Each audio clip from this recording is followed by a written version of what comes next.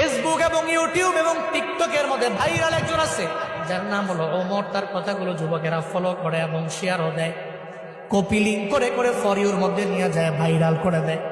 আমি গতকালকে তার একটা ভিডিও দেখলাম, তার মায়ের নামে সে কেমন এটা আমি জানি না, তবে এই ভিডিও দেখার পরে আমি দেখলাম যে মা পাগল ছেলেটা চোখের পানি ফেলায় মায়ের জন্য কান্দে। নেপালের পাহাড়ের সামনে দাঁড়াইয়া বলতেছে, আমার মা দুনিয়ার মধ্যে আমার সবচেয়ে বড় আপন।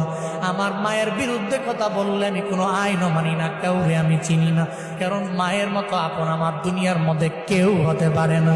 সে বলতে লাগলো, যখন আমার বাবা নাই, আমার মা ছাড়াই পৃথিবীতে আমার আপন যখন কেউ নাই, আমার মায়ের গার্মেন্টসে চাকরি করে করে করে করে কোন রকম জিন্দেগি চালাইয়া আমারে ফালাইয়া যায় নাই, বরং পরিশ্রম করে করে আমার মা স্কুলের মধ্যে আমারে পড়াইলো। আজকে আমি অনেক মশহুর হয়ে গেলাম, প্রসিদ্ধ হয়ে গেলাম, সবাই আমারে চিনে, তবে আমি মায়েরে ভুলতে পারি না। নেপালের পাহাড়ের সামনে দাঁড়াইয়া বলতে লাগলো, মা জীবনে কোনোদিন আপনারে আই লাভ ইউ মা বলা হয় নাই, আমি আপনার